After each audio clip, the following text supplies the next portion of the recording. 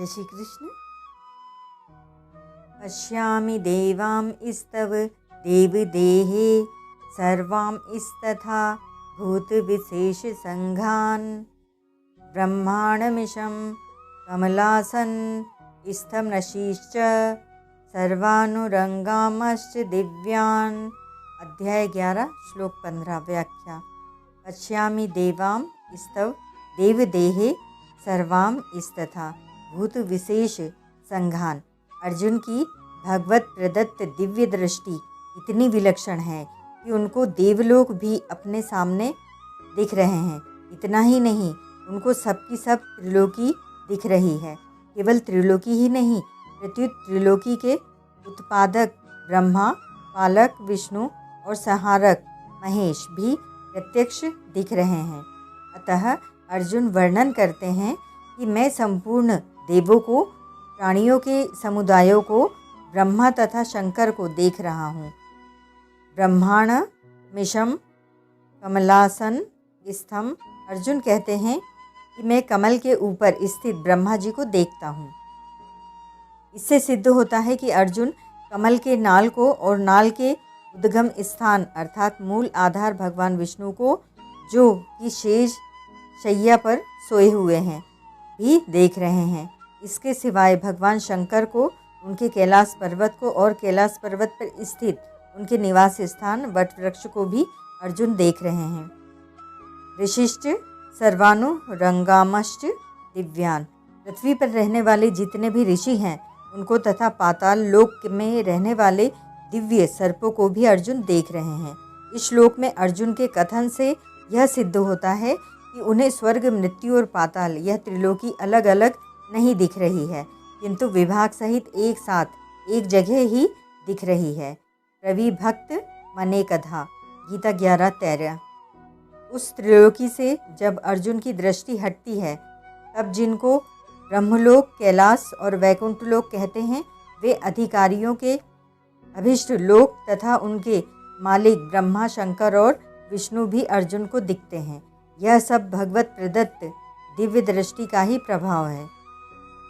विशेष बात, जब भगवान ने कहा कि यह संपूर्ण जगत मेरे किसी एक अंश में है, तब अर्जुन उसे दिखाने की प्रार्थना करते हैं। अर्जुन की प्रार्थना पर भगवान कहते हैं कि तू मेरे शरीर में एक जगह स्थित चराचर जगत को देख। यह एकस्थम मम देहे 11:7।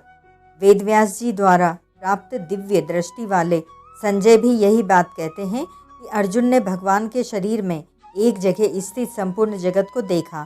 तत्र एकस्थम देवदेवस्य शरीरे 11:13। यहाँ अर्जुन कहते हैं कि मैं आपके शरीर में संपूर्ण भूत समुदाय आदि को देखता हूँ। तब देव देहे। इस प्रकार भगवान और संजय के वचनों में तो एक स्तंभ, एक जगह स्थित पद आया है, पर अर्जुन के वचनों में यह पद नहीं आया है। इसका कारण यह है कि अर्जुन की दृष्टि भगवान के शरीर में जिस किसी एक स्थान पर गई, वहीं उनको भगवान का विश्वरूप दिखाई देने लग गया। उस समय अर्जुन की दृष्टि सारथी रूप भगवान के शरीर की तरफ गई ही नहीं। अर्जुन की दृष्टि जहाँ गई वहीं अनंत सृष्टियाँ दिखने लग गई। अतः अर्जुन की दृष्टि उधर ही बह गई। इसीलिए अर्जुन एकस्थम नहीं कह सके। वे एकस्थम तो तभी कह सकते हैं जब विश्वरूप दिखने के साथ साथ सारथी रूप से भगवान का शरीर भी दिखे। अर्जुन को केवल विश्वरूप ही दिख रहा है, इसीलिए वे विश्वरूप का ही वर्णन कर रहे हैं। उनको विश्वरूप इतना अपार दिख रहा है जिसकी देश या काल से कोई सीमा नहीं दिखती। तात्पर्य यह हुआ कि जब अर्जुन की दृष्टि में विश्वरूप का ही अंत नहीं आ रहा है, तब उनकी दृष्टि सारथी रूप से बैठे भगवान की तरफ जाए ही कैसे। भगवान तो अपने शरीर के एक देश में विश्वरूप दिखा रहे हैं, इसीलिए उन्होंने एकस्थम कहा है। संजय सारथी रूप में बैठे हुए भगवान को और उनके शरीर के एक देश में स्थित विश्वरूप को देख रहे हैं, इसीलिए संजय ने एकस्थम पद दिया है। अब प्रश्न यह होता है कि भगवान और संजय की दृष्टि में वह एक जगह कौन सी थी जिसमें अर्जुन विश्वरूप देख रहे थे। इसका उत्तर यह है कि भगवान के शरीर में अमुक जगह ही अर्जुन ने विश्वरूप देखा। इसका निर्णय नहीं किया जा सकता, कारण कि भगवान के शरीर के एक एक रोमकूप में अनंत कोटि ब्रह्मांड विराजमान है। भगवान ने भी यह कहा था कि मेरे शरीर के एक देश में तू चराचर सहित संपूर्ण जगत को देख ले। इसी अध्याय का 7वां श्लोक। इसीलिए जहाँ अर्जुन की दृष्टि एक बार पड़ी वहीं उनको संपूर्ण विश्वरूप दिखने लग गया।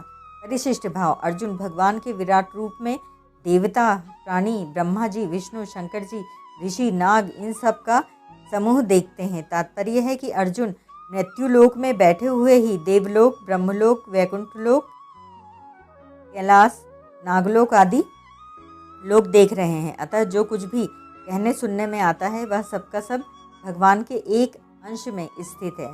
भगवान साकार हो या निराकार हो, बड़े से बड़े हों या छोटे से छोटे हों, उनका अनंतपना नहीं मिटता। संपूर्ण सृष्टि उनसे ही उत्पन्न होती है, उनमें ही रहती है और उनमें ही लीन हो जाती है, पर वे वैसे के वैसे ही रहते हैं। ओम तत्सत।